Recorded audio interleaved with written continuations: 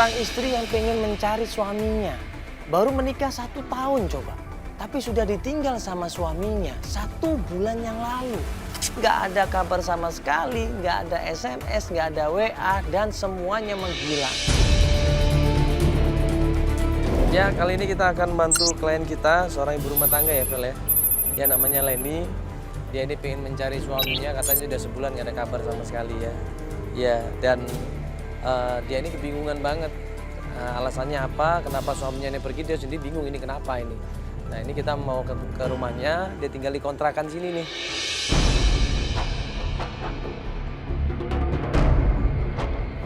Nah, klien kita kali ini namanya adalah Leni, ya, seorang ibu rumah tangga. Kita dijanji untuk ketemu di rumahnya. Kita menuju ke rumahnya dan pas sampai rumahnya. Isi, sorry maaf. Dengan Mbak Leni, ini Mbak? Iya, saya Mbak. Ini Ya. siapa? Enggak, kita dari Antv Mbak. Ini ada apa ya? Sorry, kalau boleh tahu. Ini ada apa Mbak Leni? Enggak, Mas. Dia nyalain suara TV itu besar banget. Saya keganggu, saya perlu istirahat. Gara-gara volume TV yang nyetelnya kekencengan, klien kita Leni ini nggak terima. Dia marah, dia nggak terima, ya, dia emosi, dia maki-maki tetangganya dan tetangganya juga nggak terima. Ributlah mereka berdua ini. Saya lagi ada masalah dengan suami saya, entah kemana. Saya tanya dia kok kecilin TV-nya itu malah nyolot terus, marah ke saya. Saya lagi... Yang aja yang aneh, Mas. Kamu sengaja ngertiin saya dong, saya tetangga kamu loh. Mas, kamu ada sesuatu yang Kamu sering berantem. Ya Mbak, ya maaf Bu, ya maaf. Mbak. Coba tinggalin pergi sama suami kamu. Yang satu tetangganya merasa dia nggak menyalakan volumenya terlalu besar, dan yang satu lagi klien kita merasa dia terganggu. Ini kalau dibiarin, menurut gue ya akan ribut besar dan bakal akan terjadi baku fisik ini. Mbak, kecilin suara TV-nya, Mas. Saya lagi pusing. Kamu dengar dulu sendiri dari tadi nih suaranya kecil. Mana sih kamu?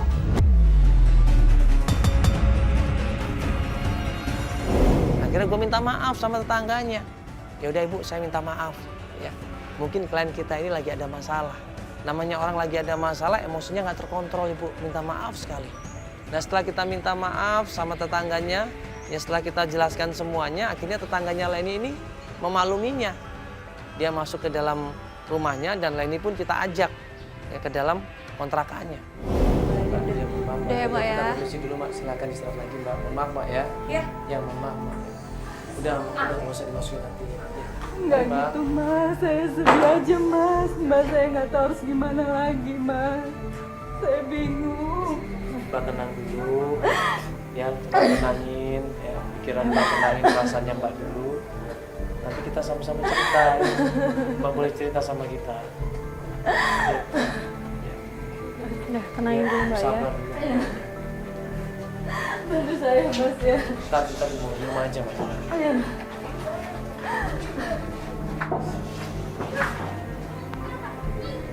Ayo, Mas.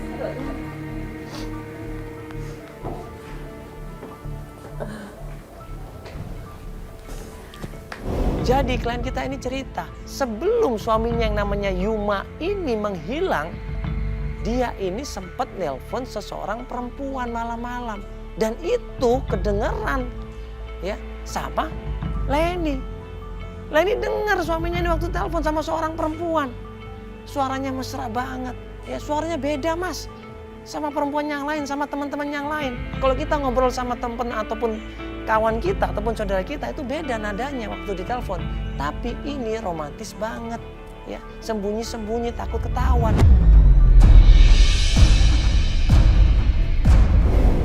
Jadi gini, Mas, Mbak. Iya, Mbak. Saya sebenarnya itu suami saya ya. Sebenarnya udah 1 bulan ini menghilang. Entah kemana saya nggak tahu. Tapi terakhir itu saya pergoki suami saya tuh dia lagi terima telepon entah dari seseorang. Tapi saya yakin tuh pasti bukan teman ataupun bukan klien dia pekerjaan, tapi saya yakin tuh dia tuh perempuan lain lah. Kenapa Mbak begitu yakin? Ya karena saya yakin, Mas. Saya tanya suami saya, kamu dapat nomor telepon dari siapa? Aku bilang itu. Dari teman. Kok dari teman kok cara bahasanya tuh beda? Aku bisa, ya beda lah, Mas. Iya, karena laki-laki dengan perempuan beda. Gelagat itu beda sekali. Bahasa tubuh itu beda lah, aku tahu lah. Jujur aku saking penasarannya, dia nggak ngaku dengan siapapun saat dia tidur. Aku coba cek handphonenya terakhir. Voice call, WA itu ada nama Susan. Nah, lah ini cerita. Perempuan itu adalah Susan namanya. Teman kantornya suami saya, Mas. Kaget gue sama Feli. Loh, kok Mbak sudah tahu? Iya, saya tahu. Saya pernah baca SMS-nya, Mas. Saya pernah baca SMS-nya, saya buka handphonenya. Di situ ada SMS yang mengatakan bahwa suami saya akan mengatur semuanya.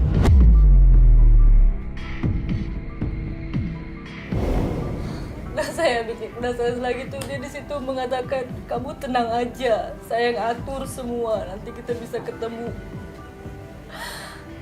Pasti kan mereka tuh terjadi sesuatu dong. Di dalam WA-nya itu, terakhir itu kata si Uma suami saya terhadap WA-nya Susan. Saya sudah tanya sama suami saya, tapi apa suami saya mengelak, katanya itu teman kantor lah. Nggak ada masalah apa-apalah, cuman basa-basi aja lah. Masa sih basa-basi teleponnya malam-malam, sembunyi-sembunyi lagi, untuk apa coba? Nah, ini yang menyebabkan Leni curiga, ya ini suaminya selingkuh. Ini alasan kuat dia. Maka disitu saya tanya baik-baik suami saya pun dia mengelak, marah, nggak ada apa-apa. Tapi semenjak dari situ dia beda banget gitu loh. Kalau emang nggak ada apa-apa sama Susan tuh dia pasti kan jelasin dong pulang. Ini nggak pulang-pulang. Saya telepon kontaknya, tapi nggak aktif-aktif. Iya, gimana saya nggak curiga, Mbak?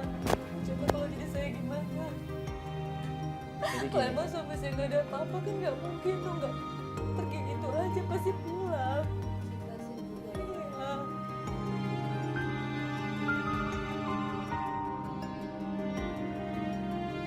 Mbak Leni ini nangis, ya. Dia merasa kehilangan. Dia depresi, kelihatan loh. Dia depresi banget di sini. Kita berusaha kasih tahu Mbak ikhlas. Ikhlas Mbak, banyak istighfar. Ya, kita akan berusaha, tapi bagaimanapun juga Allah yang menentukan. Ya. Mbak harus sabar, Mbak. Ya, apalagi baru setahun pernikahan ini kan. Biasanya di awal-awal pernikahan ini emang banyak sekali cobaannya.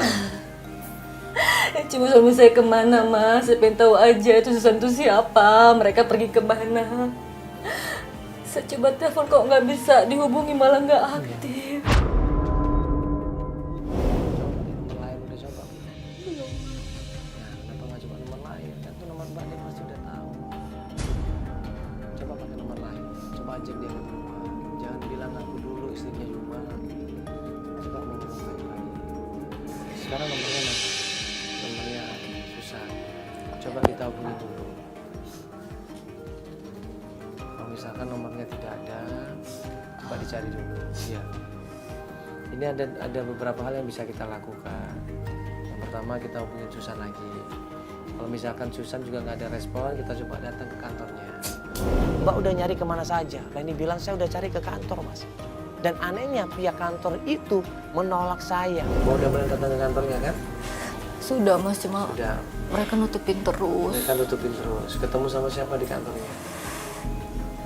Ya aku sama orang-orang kantor si Onis lah, mereka yang ada di sana. Setiap apa yang di depan aku selalu aku tanya. Ya. Dan mereka pasti nutup-nutupin. Ya nggak apa-apa. Berarti kita kan harus pakai cara yang lain.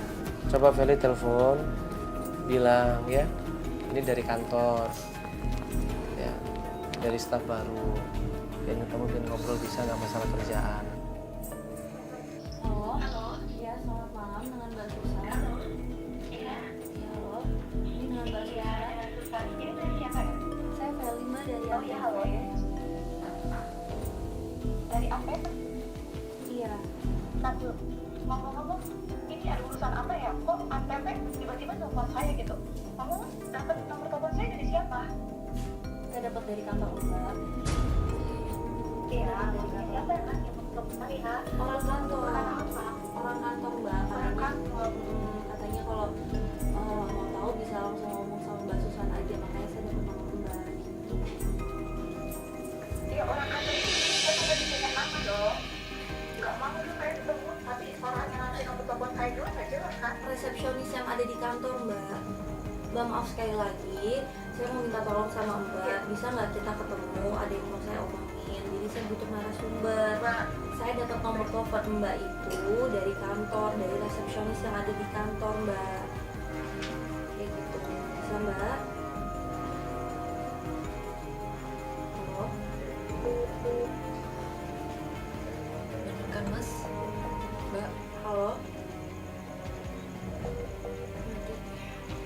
benar kan kata saya?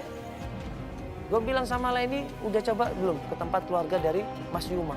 Leni bilang, saya udah ke tempat keluarganya Mas Yuma, Mas. Saya udah ke rumahnya keluarga Mas Yuma. Tapi apa? Mereka nggak tahu di mana Mas Yuma. Tapi mereka nggak mau bantuin cari, Mas. Dan keluarga Yuma pun tiap saya tanya, ibu saya telepon tuh bilang nggak tahu, mana saya tahu. Kan sehari-hari Yuma sama kamu, tinggal sama kamu. Tapi saya nggak ngerti ya, seorang ibu lo tahu loh, kalau emang anaknya nggak pulang, saya istrinya. Tapi Mas kayak tanggung jawab juga dong sama saya. Tapi ibunya pun, keluarganya pun kayak harus ditutupin sama sekali. Saya kayak nggak peduli sama saya gitu Mbak.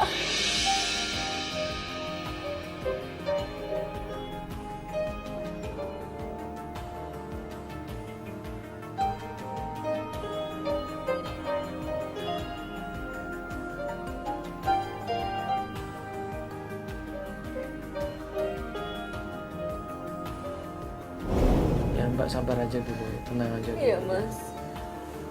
Kalau gitu kita langsung aja ya. Mbak besok aja pencariannya, kalau Mbak kalau kondisinya seperti ini nggak mungkin ya. Iya. Udah selesai, besok Mbak coba lebih tenang lagi, bisa apa lagi Mbak ya. Iya Mas. Ya. Oke, kita pamit ya. Ya. Saya kabarin ya Mbak ya. Oke ya, saya tunggu kabar ya. Iya. Saya. Ya Mas, Mbak. Kasih ya tolong saya. Besok kita ke kantornya Mas Yuma. Kita janjian sama klien kita. Sampai di kantornya Mas Yuma, klien kita udah nggak sabar. Buru-buru dia masuk ke kantor. Ternyata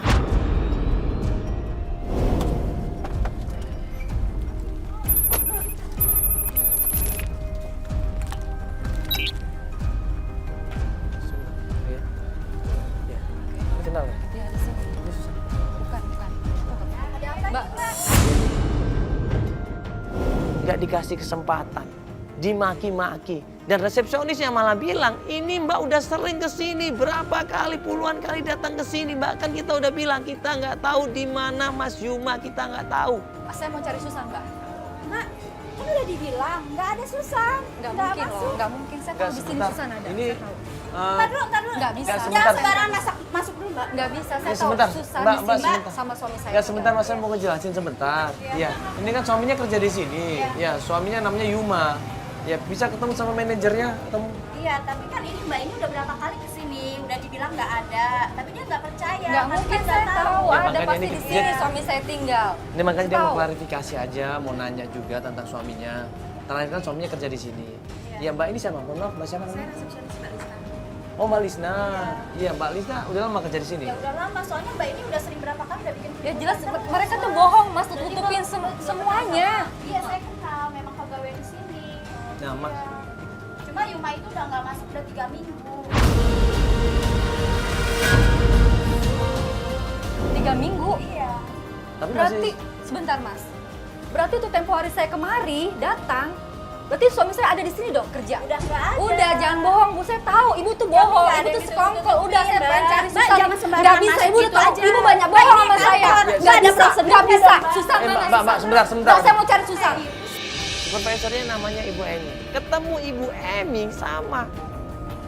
Lain ini nggak suka sama Ibu Emi.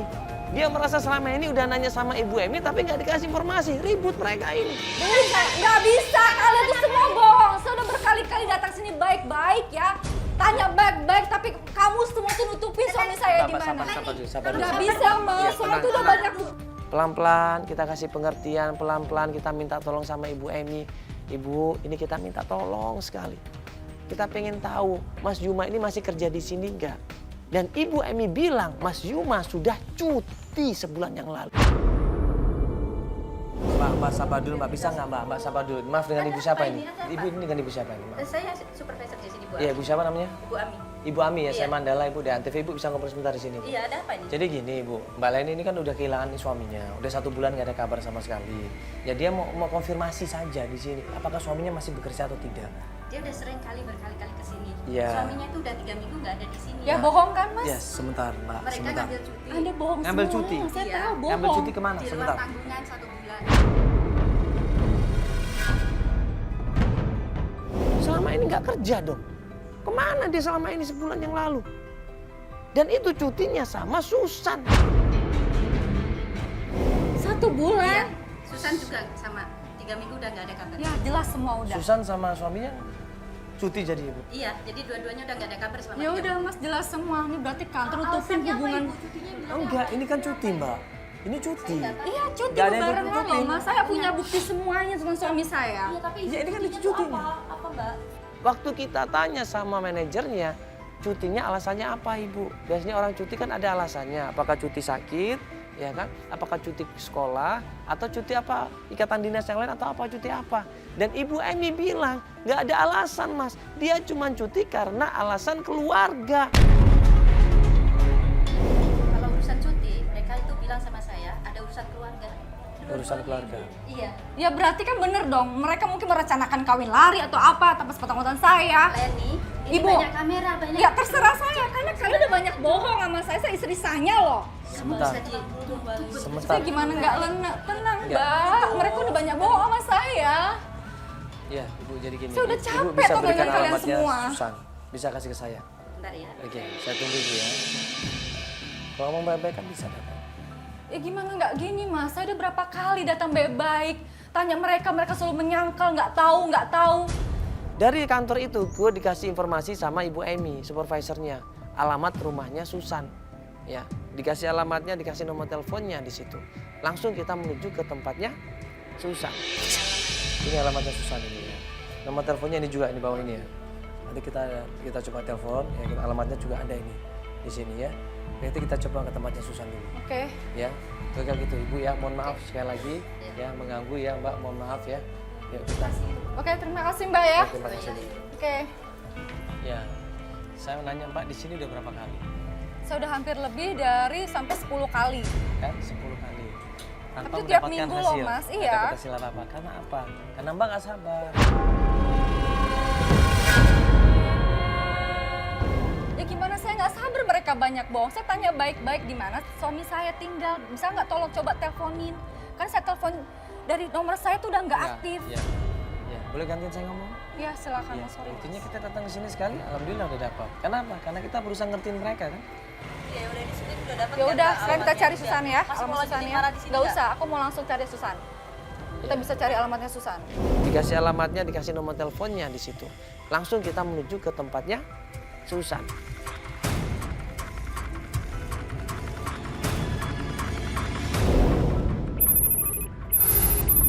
Assalamualaikum.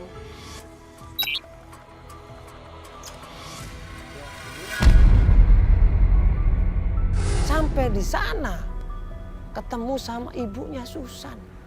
Ibunya ini begitu ngelihat Leni langsung marah, langsung nggak suka di situ.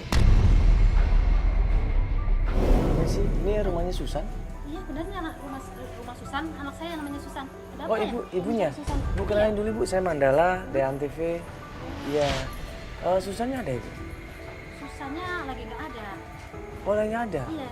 Nah ini kita mau nanya Ibu masalah Yuma.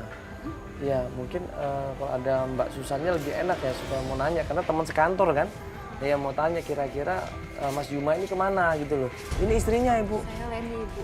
Iya, rumah. Iya udah nggak pulang sebulan Ibu Mas Yuma ini.